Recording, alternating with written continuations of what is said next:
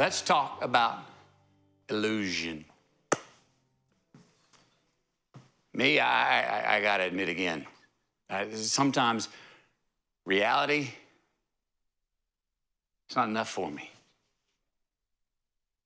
I feel like I need more than reality to get off to sometimes. I have unrealistic expectations of others and the world around me a lot of times. And when they don't live up to my expectations, I start chasing a false existence. All right? And before I know it, I start chasing a false utopia, one that doesn't even exist. And before I know it, I'm living on an illusion and I'm missing out on reality. This life. Now look, I'm all for the notion that, hey, if you ain't impressed with your reality, then create a reality that you're impressed with. Yay. I'm all for having dreams and the spirit of shooting for the stars, but not at the exclusion of missing out on the reality of the day. So let's admit it. Let's admit where we maybe don't have appropriate expectations on a day-to-day basis of the world and of ourselves. Let's admit that maybe we're missing out on the truths, the beauties, and the tools of the day that are right in front of us. And let's admit that those very truths, beauties, and tools, those are what we are going to need to build that rocket ship to get us to those stars that we're shooting for. The ones we're trying to reach. That is not an illusion. That is reality. Admit it.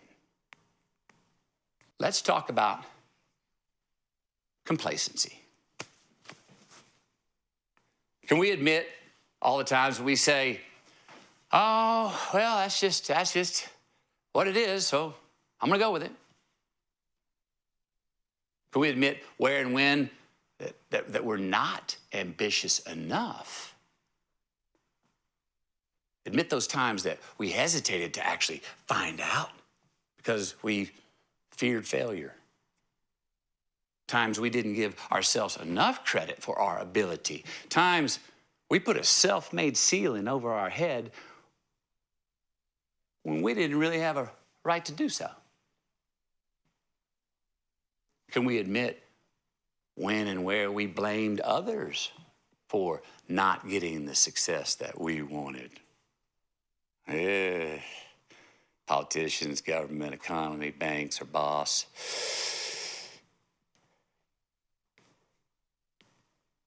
Admit it. Our greatest strengths can also be our greatest weaknesses. This one just came to me like 6 months ago. I don't know why it took 52 and a half years to figure it out, but sure. You ever notice how your greatest assets and strengths can also be your greatest Achilles heel? All right, me. All right, one of my greatest strengths happens to be resilience. Man, I fall down, I get up and dust myself off like that. I step in a pile of shit. I keep running while I'm cleaning that shit off my shoe on the go. All right? But that can turn into one of my biggest downfalls. Being a repeat offender. See what I mean? I'll step in the same pile of shit every time around the bend because I never stop to take inventory of just where that pile of shit that I keep stepping in was. We got to ask ourselves, are we seeking and moving forward towards a more meaningful chapter in our lives? Or are we just running from our past? A past that maybe we regret, feel guilty about, or consider a failure.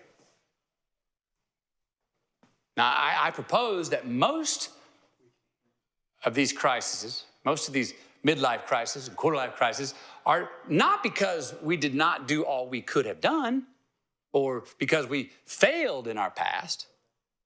Rather, that most of these midlife crises are because we don't realize truly how much we actually did.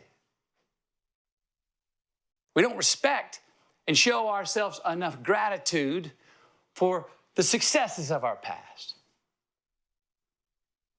Now look, we all need something to push off of and away from to get to where we're going. But we got to watch we don't wallow in our failures too much, you know?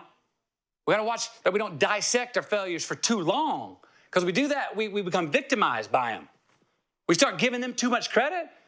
We find ourselves not only stopped at the red light, we find ourselves stuck at the damn red light.